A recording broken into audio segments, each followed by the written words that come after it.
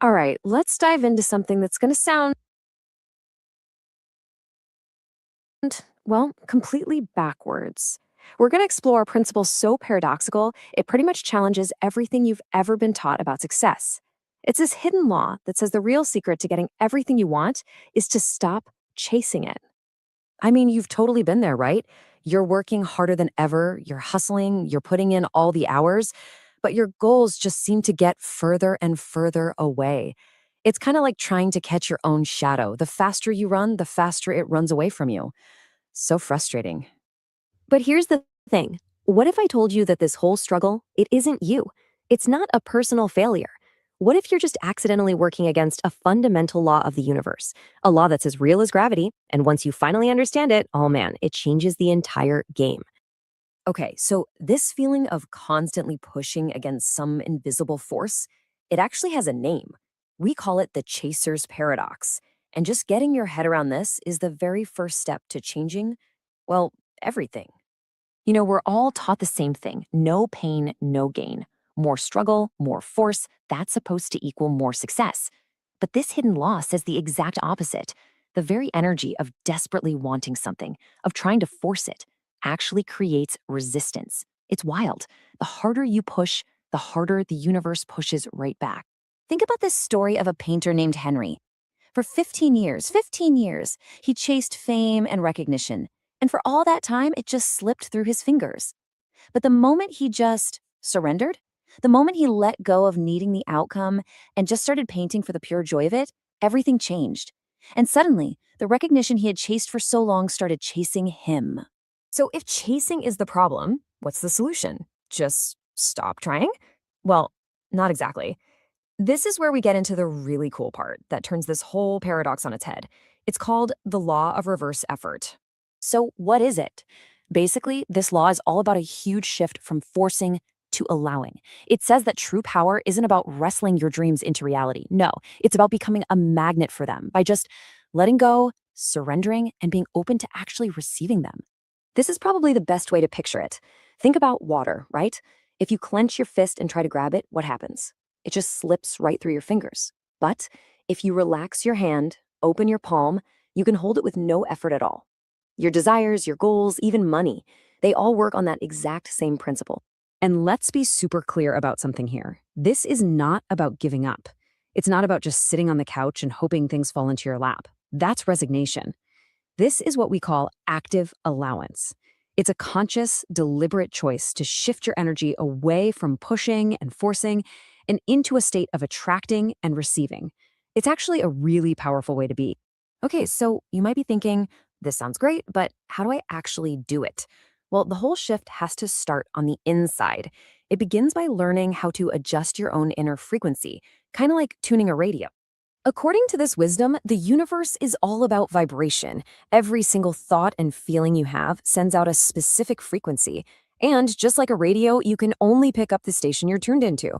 So if your inner world, your inner frequency, is tuned to scarcity and lack, well, that's the reality you're going to get, no matter how hard you work on the outside. The story of King Armin is the perfect example of this. This guy was surrounded by insane abundance. I mean, fruit was literally growing faster than his people could even collect it.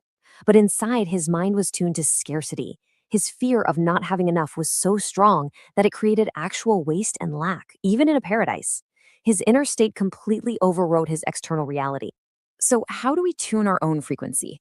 It's basically a three-step process. First, you've got to acknowledge the abundance you already have, right now. That simple act shifts your focus. Second, you need to cultivate the feeling of what it's like to have your desire fulfilled. Feel it in your bones.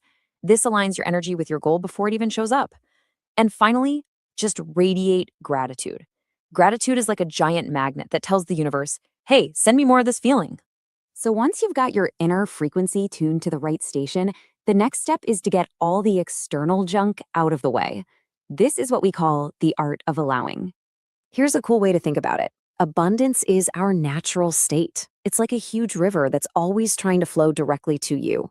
So your job isn't to push the river or make it flow faster. Your only job is to stop building dams. You just have to remove the obstacles you've put in its path. So what are these obstacles, these energetic dams that we build? Well, they're probably things you recognize. That constant anxiety about money, that's a dam. Worrying all the time about how things will turn out, another dam. Trying to control every little outcome, yep, huge dam. And maybe the biggest one of all, that deep seated belief that wealth and success have to be earned through struggle. Every one of those blocks the natural flow. This is what it really means to allow. Imagine a sculptor named Ravi. He didn't create a masterpiece by fighting the block of marble, trying to force it into a shape. No, he listened to it.